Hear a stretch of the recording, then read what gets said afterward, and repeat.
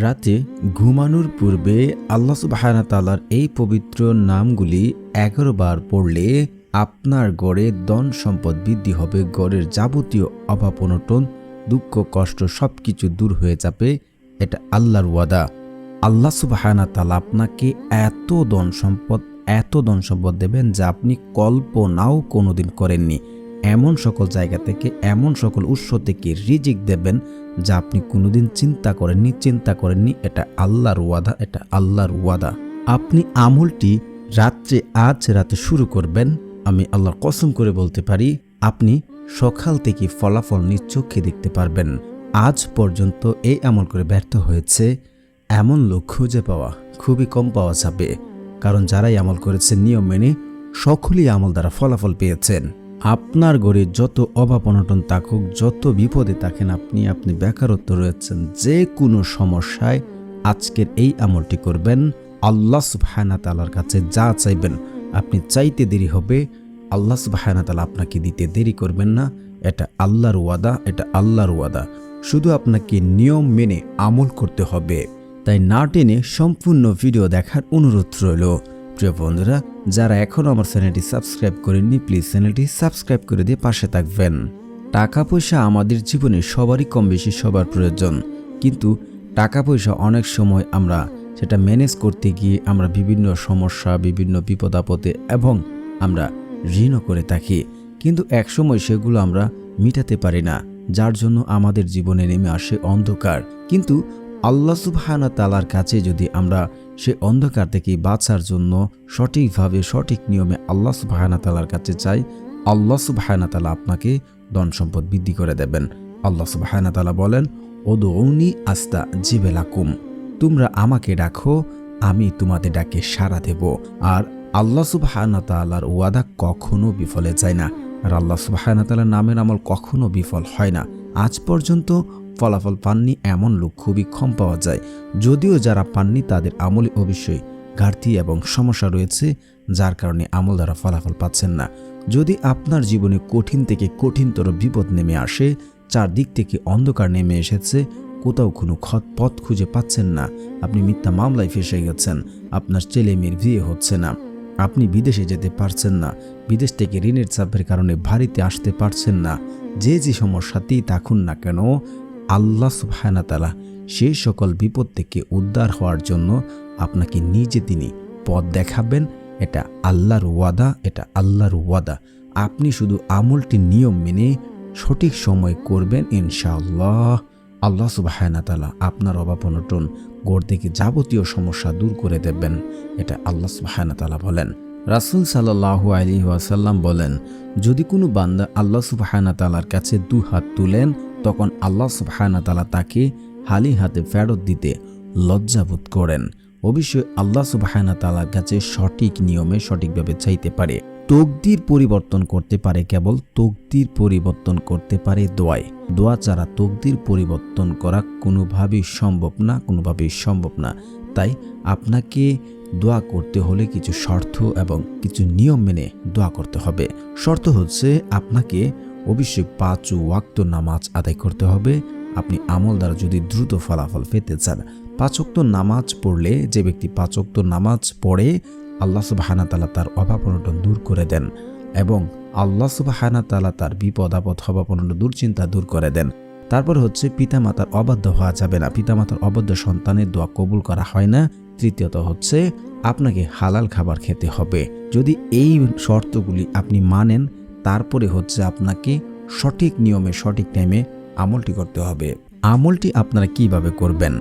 আমলটি করার পূর্বে আপনাকে এই দুইটি কাজ করতে হবে। তা হচ্ছে আপনাকে ইখলাসের সাথে অন্তঃস্থল থেকে আমলটি করতে হবে, আল্লাহর কাছে কায়েম মনোবাক্যে আমল করতে হবে।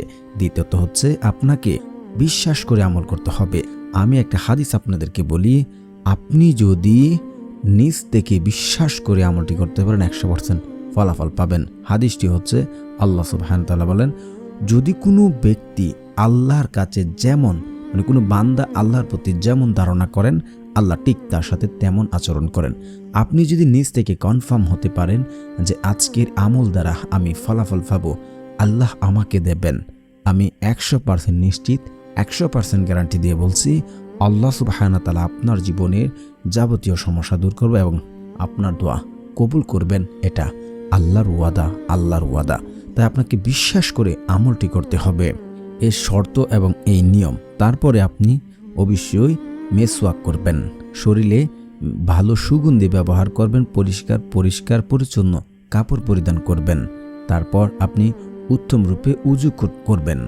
তারপর ঘরে এসে জায়নামাজ বিছিয়ে বসবেন। তারপর 2 রাকাত নফল নামাজ পড়বেন। নফল নামাজ পড়ার পর আপনি এই 2টি জিকির কমপ্লিট করবেন। এক হচ্ছে লা ইলাহা ইল্লাল্লাহ, লা ইলাহা ইল্লাল্লাহ, লা ইলাহা ইল্লাল্লাহ। তারপর আপনারা পড়বেন সুবহানাল্লাহ, সুবহানাল্লাহ, সুবহানাল্লাহ। এভাবে এই 2টি জিকির 100 বার করে পড়বেন। তারপর 21 বার আপনার ইস্তেগফার পড়বেন। ইস্তেগফার খুবই গুরুত্বপূর্ণ আমাদের জীবনে।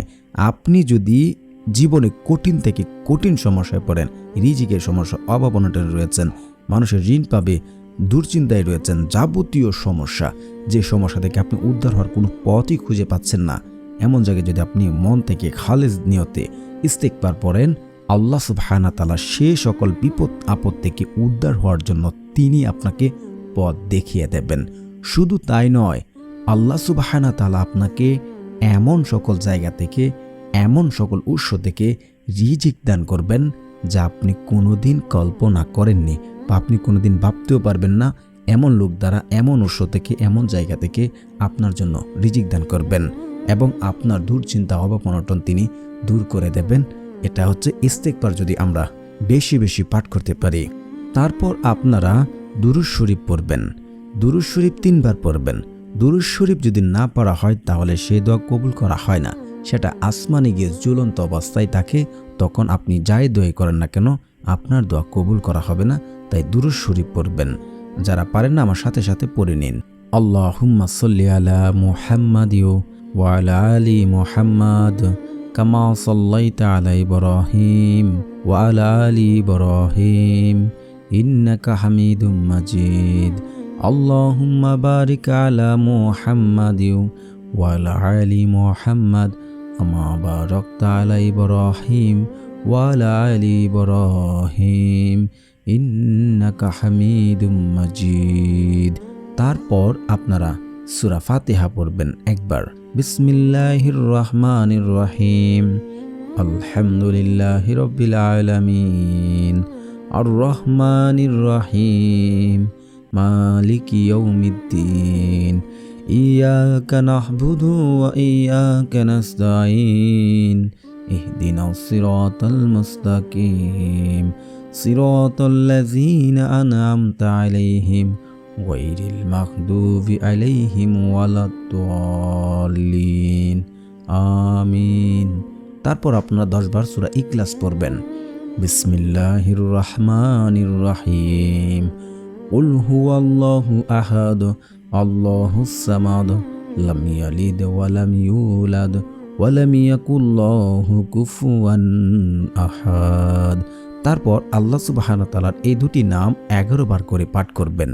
প্রিয় বন্ধুরা, যারা আমার এই চ্যানেলটি সাবস্ক্রাইব করেননি, সাবস্ক্রাইব করে দেবেন। যারা করবেন, আমি এটা বলতে পারি তাদের মনের আশা পূর্ণ হবে। কারণ যাদের মন ভালো তারা অন্যদেরকে সহযোগিতা করেন এবং আল্লাহ সুবহানাহু ওয়া তাআলা তাদেরকেও দেন। তো প্রথম নামটি হচ্ছে ইয়া মুজিবু, ইয়া মুজিবু, ইয়া মুজিবু, ইয়া মুজিবু। এভাবে আপনারা 11 বার পাঠ করবেন।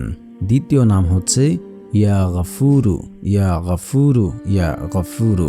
তারপর আল্লাহ সুবহানাহু ওয়া তাআলার কাছে 2 হাত তুলে দোয়া করুন। যে যে উদ্দেশ্যে দোয়া করবেন আল্লাহ সুবহানাহু ওয়া তাআলা তা কবুল করবেন এবং আপনার জীবনের অভাব অনটন দূর করবেন। আল্লাহর কাছে যা চান তা পাবেন। আল্লাহ আপনাকে অল্প দিনে ধনী করে দেবেন ইনশাআল্লাহ।